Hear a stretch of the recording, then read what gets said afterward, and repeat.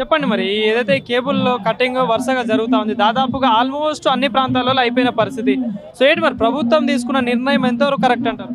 అన్న ఇది ఖచ్చితంగా ఇది రాంగ్ డెసిషన్ అన్న. దీనికి రోడ్ మ్యాప్ వేయండి. ఆ రోడ్ మ్యాప్లో మేమేం చేయాలి, మీ సైడ్ నుంచి మీరేమి ఇస్తారు మాకు సపోర్ట్.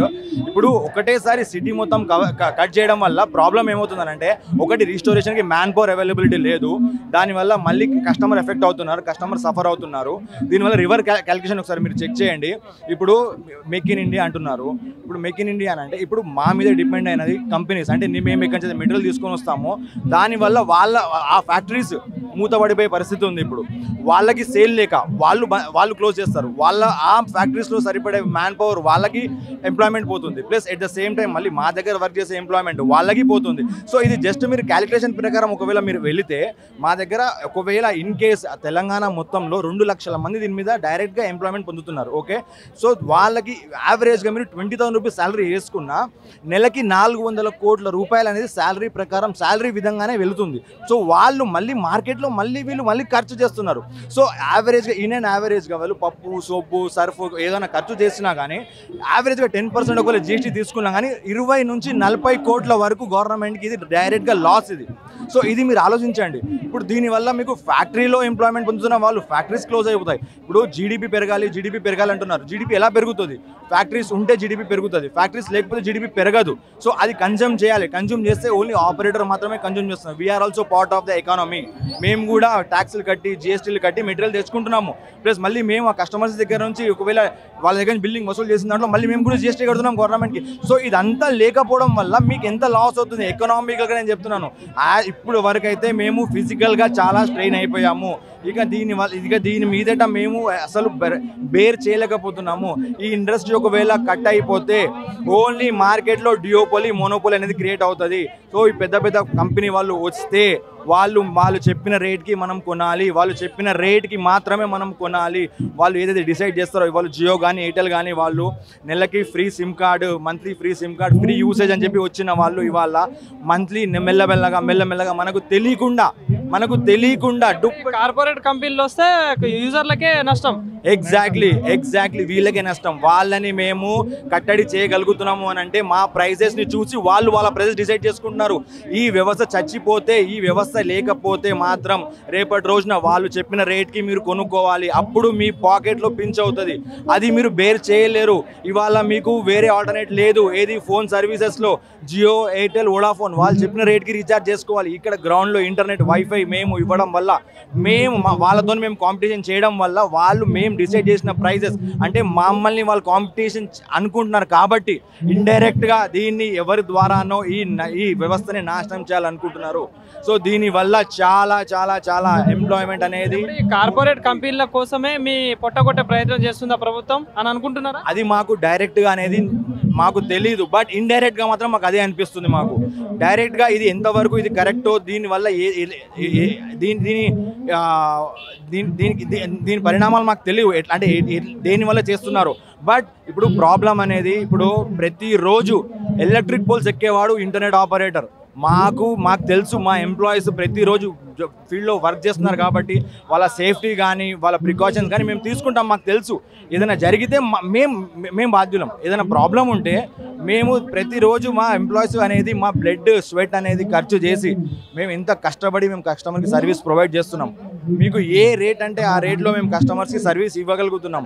ఒకవేళ ఇప్పుడు దీనివల్ల ఏంటంటే ఇప్పుడు చూడండి, కస్టమర్స్ ఆఫీస్కి వస్తున్నారు, ప్రతి ఒక్కరు 20 రోజుల నుంచి 1 మంత్ వరకు సర్వీస్ ఫ్రీ అడుగుతున్నారు. సర్వీస్ ఫ్రీ అంటే నథింగ్ బట్ ఇది మాకు కొన్ని కోట్ల లాస్. ఇది మేము ఎక్కడి నుంచి తీసుకొని రావాలి? ఇప్పటికే కట్ అయిన కేబుల్స్ అన్ని ఎంత వర్త్ ఉండొచ్చు నార్మల్గా? ఇప్పుడు మళ్ళీ రిపీట్ చేయాలంటే ఎంత ఛార్జ్ అవుతుంది? ఇప్పుడు నేను మాత్రమే నా పర్సనల్ లాస్ చెప్తున్నాను. నేను ఇప్పటి వరకు 4 lakhs రూపీస్ నేను పెట్టాను. ఇప్పటి వరకు నేను ఒక్కటే చెప్తున్నాను. ఇది ఇక్కడ చూడండి, మీరు ఎంతమంది ఉన్నారు, కొన్ని వేల మంది ఉన్నారు ఇక్కడ. వాళ్ళందరిది కలుపుకుంటే మీరు you just imagine how much loss we incurred in just 20 days. So ఇది ప్లీజ్ ఇక్కడికి ఆపేసేయండి దయచేసి. దీనివల్ల మీకు డైరెక్ట్గా నేను చెప్తున్నాను కదా, యాజ్ ఏ ట్యాక్స్ రూపంలో చాలా లాస్ అవుతుంది. దీని ఎఫెక్ట్ మీకు ఇప్పుడు తెలియదు. ఇప్పుడు కటింగ్ చేసే ముందు ఏమైనా నోటీసులు ఏమైనా ఇస్తున్నారా? ఏది లేదా? నోటీస్ అనేది ఏమీ లేదండి. ఒకవేళ వాళ్ళు నోటీస్ ఇస్తే మమ్మల్ని పిలిస్తే నేనేమంటానంటే ఇప్పుడు హైదరాబాద్లో కానీ తెలంగాణలో కానీ దగ్గర 119 కాన్స్టిట్యూన్సీస్ ఉన్నాయి. ఇప్పుడు ఓవర్ ద నైట్ అవ్వాలంటే ఏది అవ్వదండి. ఒక 1 మంత్ ఒక కాన్స్టిట్యూన్సీ తీసుకోండి, మీరు ఒక 1 మంత్ ఒక కాన్స్టిట్యూన్సీ తీసుకోండి. ఇప్పుడు నేనేం చేస్తాను, వేరే దగ్గర నుంచి మ్యాన్ పవర్ తెచ్చుకుంటాను. నా ఏరియాలో ప్రాబ్లం ఉంది, ఓకే, నేను వేరే దగ్గర హైర్ చేసుకుంటాను.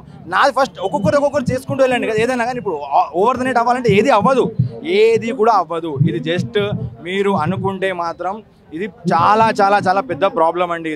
ఇది ఓవర్ ద నైట్ అయ్యేది కాదు. ఇది టేక్స్ టైం. ఇప్పుడు ప్రభుత్వం ఇంత పెద్ద నిర్ణయం తీసుకుంది, మీకు అన్యాయం చేస్తా ఉందని చెప్తా ఉన్నారు.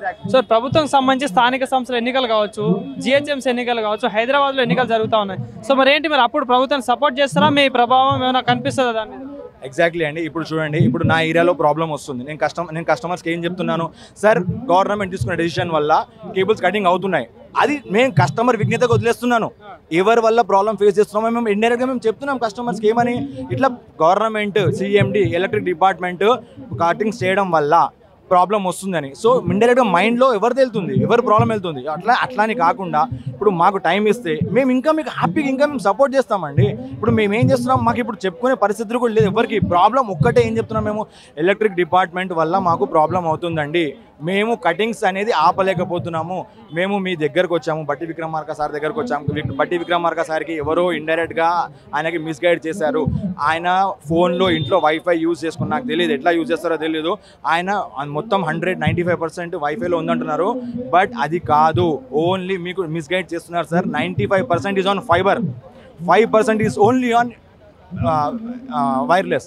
సో ఇది 95% ఇండస్ట్రీ. ఇది మీరు దయచేసి దీన్ని కిల్ చేయకండి.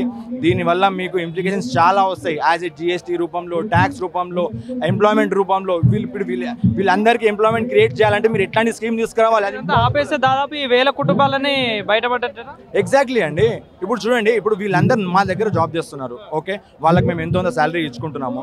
ఇప్పుడు వీళ్ళకి ఇప్పుడు నేనే చచ్చిపోయాను, ఇప్పుడు నేనే లేను, నేను వాళ్ళకి ఎంప్లాయ్మెంట్ ఎట్లా క్రియేట్ చేస్తాను? వాళ్ళు ఎక్కడికి వెళ్తారు? మళ్ళీ మార్కెట్లోకి వస్తారు కదా, మళ్ళీ ఎంప్లాయ్మెంట్ కోసము.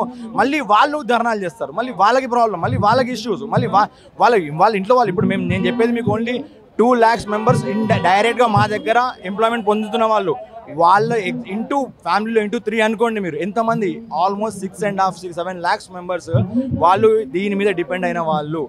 ఏం డిమాండ్ చేస్తా ఉన్నారు ప్రభుత్వానికి? సార్ ఏం లేదు సార్, ఒక్కటి మీరు అర్థం చేసుకోండి దయచేసి ప్లీజ్. ఇది చేద్దాం, ఖచ్చితంగా మీరు చెప్పిందే చేద్దాము.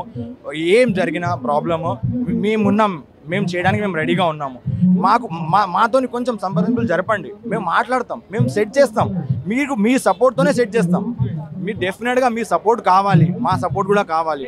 ఇన్స్ట్రక్షన్ ఇస్తే దాన్ని ఫాలో అవుతారంట. 100% అని మీరు చెప్పినట్టు మేము వింటాం.